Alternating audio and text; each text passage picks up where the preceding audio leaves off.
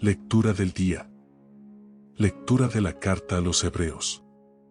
Hebreos 12, 1-4. Hermanos, rodeados, como estamos, por la multitud de antepasados nuestros, que dieron prueba de su fe, dejemos todo lo que nos estorba, librémonos del pecado que nos ata, para correr con perseverancia la carrera que tenemos por delante. Fija la mirada en Jesús, autor y consumador de nuestra fe. Él, en vista del gozo que se le proponía, aceptó la cruz, sin temer su ignominia, y por eso está sentado a la derecha del trono de Dios. Mediten, pues, en el ejemplo de aquel que quiso sufrir tanta oposición de parte de los pecadores, y no se cansen ni pierdan el ánimo. Porque todavía no han llegado ustedes a derramar su sangre en la lucha contra el pecado. Padre nuestro que estás en el cielo, santificado sea tu nombre. Venga a nosotros tu reino. Hágase tu voluntad en la tierra como en el cielo. Danos hoy nuestro pan de cada día. Perdona nuestras ofensas, como también nosotros perdonamos a los que nos ofenden. No nos dejes caer en la tentación, y líbranos del mal. Amén.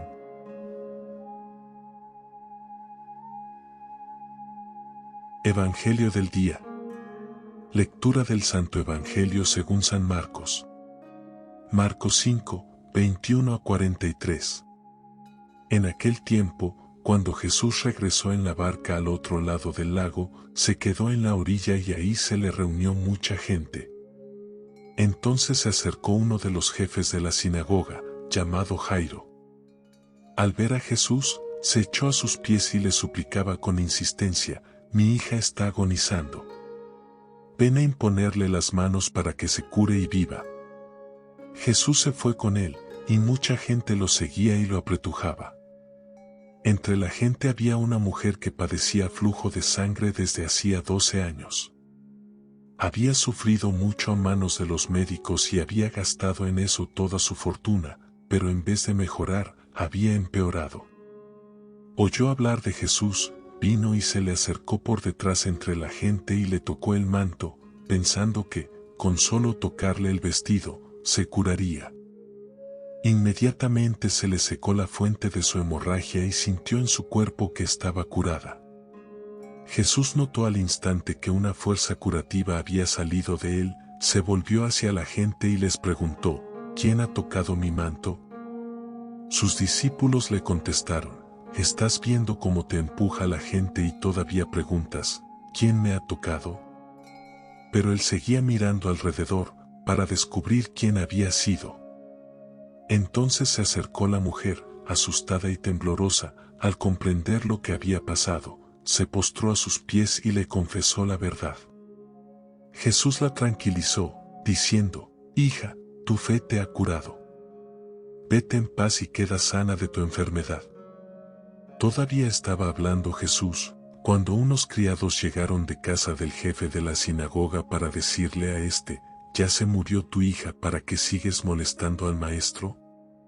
Jesús alcanzó a oír lo que hablaban y le dijo al jefe de la sinagoga: no temas, basta que tengas fe. No permitió que lo acompañaran más que Pedro, Santiago y Juan, el hermano de Santiago. Al llegar a la casa del jefe de la sinagoga, vio Jesús el alboroto de la gente y oyó los llantos y los alaridos que daban. Entró y les dijo: ¿qué significa tanto llanto y alboroto? La niña no está muerta, está dormida. Y se reían de él. Entonces Jesús echó fuera a la gente, y con los padres de la niña y sus acompañantes, entró a donde estaba la niña. La tomó de la mano y le dijo: Talita, cum, ¿qué significa? Óyeme, niña, levántate. La niña, que tenía 12 años, se levantó inmediatamente y se puso a caminar. Todos se quedaron asombrados. Jesús les ordenó severamente que no lo dijeran a nadie y les mandó que le dieran de comer a la niña. Ave María, Dios te salve María. Llena eres de gracia. El Señor es contigo. Bendita tú eres entre todas las mujeres. Y bendito es el fruto de tu vientre, Jesús. Santa María, Madre de Dios, ruega por nosotros, pecadores, ahora y en la hora de nuestra muerte. Amén. Salmo de hoy. Te alabarán, Señor, los que te buscan.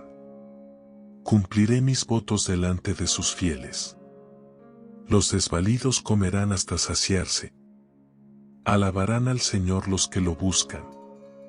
Viva su corazón por siempre. Lo recordarán y volverán al Señor, hasta de los confines del orbe.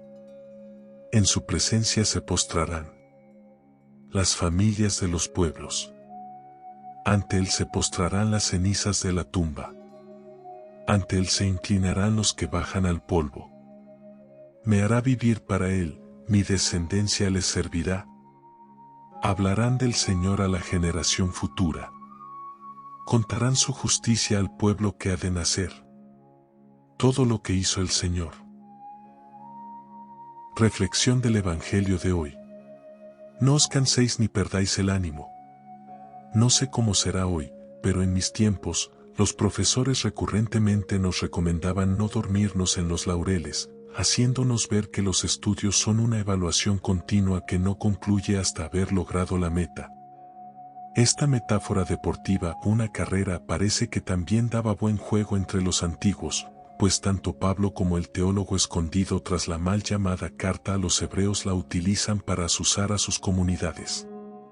Ciertamente pareciera que el mayor mal de las comunidades creyentes ha sido siempre perder la constancia y no avanzar, aún más, arriesgarse a retroceder, pues como reza el dicho popular, lo que no mejora, empeora. Esto es lo que debía pasarles a los cristianos a los que se dirige el anónimo autor de Hebreos. No avanzan en su fe, por el contrario, se acomodan en la molicie del ambiente en que viven.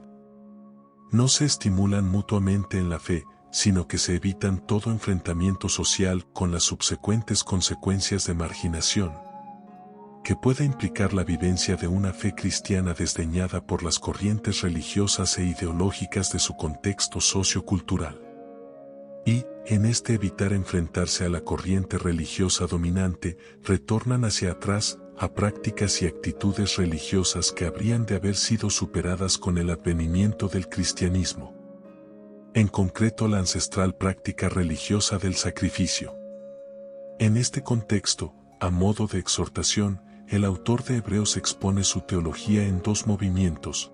Frente al temor al rechazo y al conflicto, opone la tradición de todos aquellos que no se arredraron ante los obstáculos, logrando de este modo, hacer avanzar la fe, desde los patriarcas hasta el mismo Cristo, ejemplo vivo que se presenta a los ojos de todo cristiano como su mayor acicate.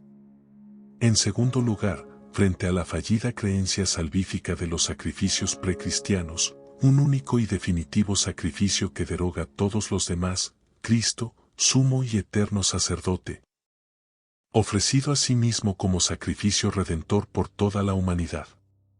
Como vemos, la medicina a administrar a los males de los creyentes a quienes se dirige Hebreos es siempre la misma, centrar la vida en Cristo, modelo de vida y salvación verdadera.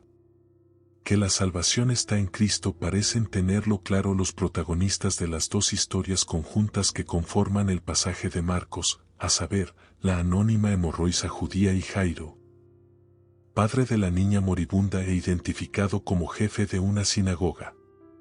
Este pasaje nos va a ayudar, a guisa de ejemplo, en nuestro discurso sobre la idea de que la fe es una carrera que necesita seguir avanzando de forma continua para encontrarse a sí misma en su verdad.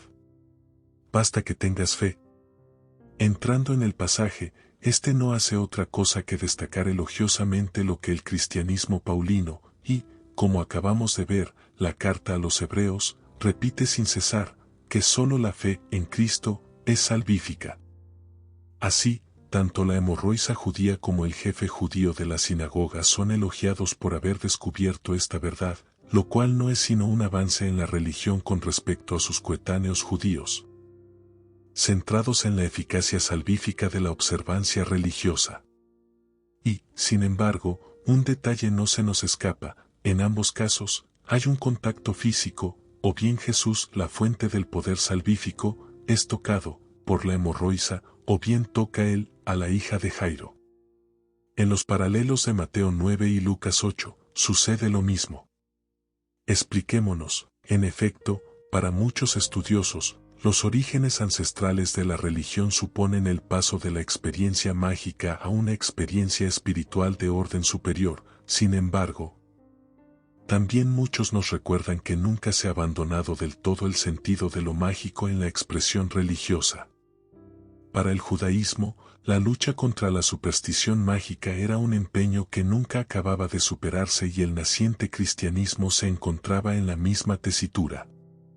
Así, en el gesto físico del tocar, la fuente de salvación se objetualiza, Cristo se convierte en una reliquia medieval.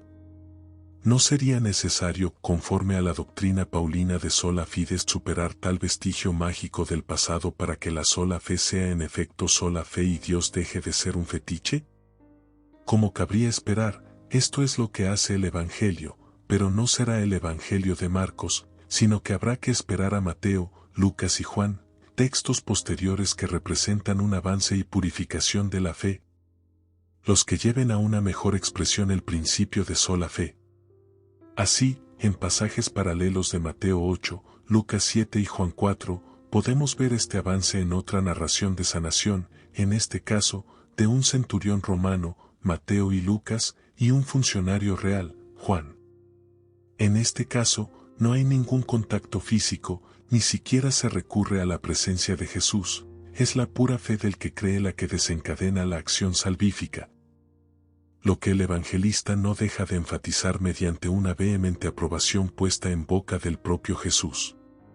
Pero, nuevamente, no se nos pasa por alto el detalle: frente al caso anterior, protagonistas judíos, en este segundo, de fe estilizada, los protagonistas son paganos, y, en principio, oponentes por su condición social.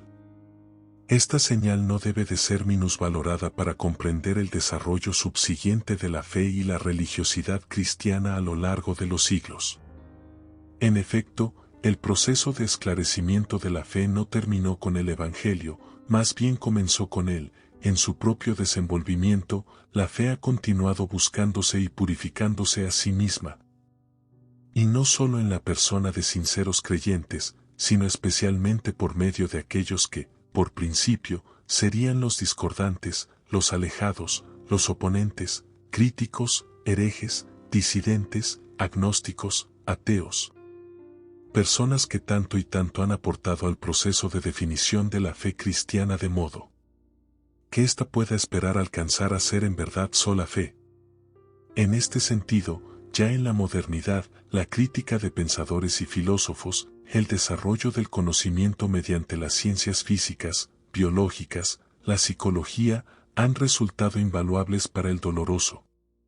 Insisto en este aspecto, proceso de depuración y rehechura de la fe cristiana, ayudándonos a descubrir no tanto lo que es Dios, sino aquello que llamábamos Dios y que no lo era, pues como ya decía Tomás de Aquino, más que conocer quién es Dios, podemos conocer que no es. De modo, concluyamos, que, cuando la fe se detiene en su devenir, se acomoda a lo dado, deja de desafiarse a sí misma, la religión que la expresa y materializa dice mentira de su objeto, que no es otro que Dios mismo. Por eso la religión ha de ser un continuo superarse en el desenvolvimiento de la verdad a la que aspira, Dios. Gloria al Padre, y al Hijo, y al Espíritu Santo, como era en el principio, ahora y siempre, por los siglos de los siglos. Amén. Si este mensaje ha tocado tu corazón, te invito a compartirlo con tus seres queridos, darle al like y dejar tu comentario para seguir llevando la palabra de Dios a más personas. Que el Señor te bendiga, te guarde y te llene de su paz hoy y siempre. Amén.